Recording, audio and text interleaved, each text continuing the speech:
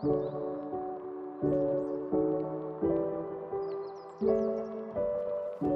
spleen is the foundation of postnatal chi. What we mean by postnatal chi is what sustains the body is what we eat. Food chi is gotten from the food that we eat, and this food chi is the one that forms the material that will be transformed into blood, fluid, and other nutrients for the use of the body. And the spleen also is responsible for smooth digestion. The spleen can be active, and yet you have a big tummy. But another thing that can cause one to have a big tummy is overfeeding. When you eat too much more than the normal size, there's a tendency for the stomach to expand, and also controls thought process, deep thinking, critical thinking. It has to do with spleen. It plays a very important role, particularly in the production of chi, in which the body needed for us to continue to live. Anyone that stopped eating for like 21 days, no water, no food, then definitely the person will die. That is the reason why they said it's the foundation of postnatal chi.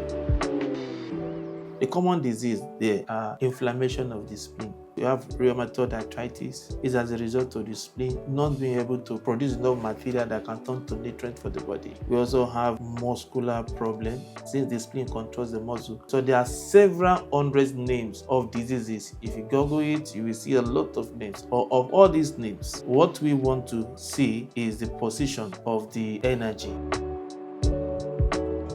A pathological state appears when one of the two opposing energy force is far more than the other. You should know that the spleen likes sweet, something that is sweet. When you begin to eat food that has damp energy, such as yogurts, such as milk, and fried food, you are putting into the body food that will produce phlegm, food that will produce dampness. And these dampness in the body, the spleen will produce it and it will form mucus. And once you form this mucus will block some pathways in the body, causing problem in the long run. So during cold season, the cold will enter into the body based on what you drink again that is cold. This over time will slows down the performance of the spleen, making us to have excessive yin. And for excessive yang in the spleen, when there is too much of it, disease that is called diabetes comes in place here. And once it gets to the spleen and this heat becomes so much, the heart palpitation goes up faster than normal. Then let's talk about the deficiency, yin deficiency. Whenever we have a state of deficiency, sound is not even heard because there's absence of chi. And when it's absent of chi, which means that the immune systems of that particular organ has dropped down, though it gives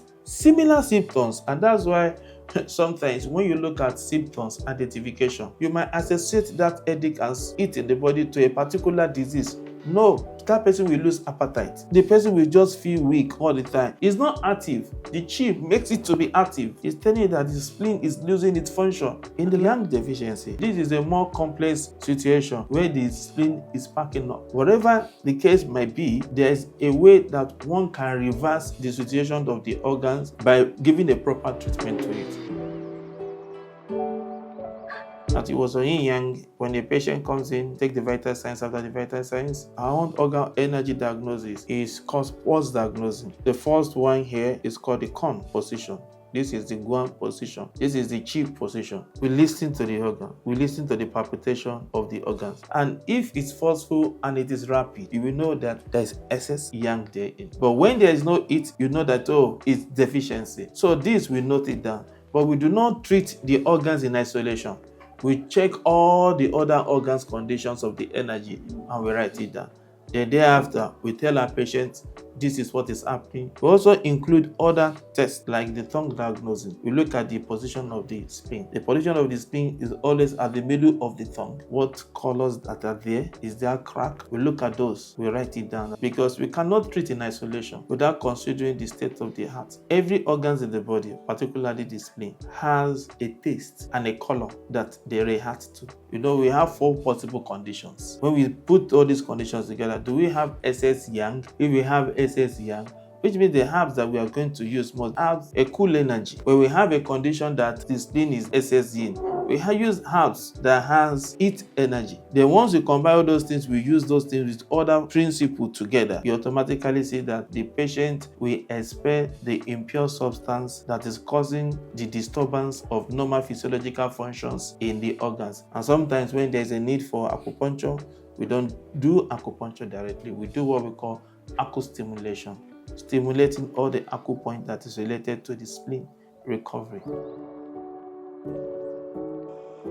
Let's say, for example, if we have a diabetic condition, we said that the spleen likes sweet things. Whenever you eat your bitter leaf, what ends it? What taste ends the bitter leaf? Is it not sweetness? It is sweet. So automatically, when you take bitter leaf, if you want to treat the spleen, you can grind bitter leaf and bitter cola together and add little honey to it to sweeten it. And this combination, this three combination, it will facilitate you to be able to eat well, and you will release gas. You feel relief within you if you have diabetes.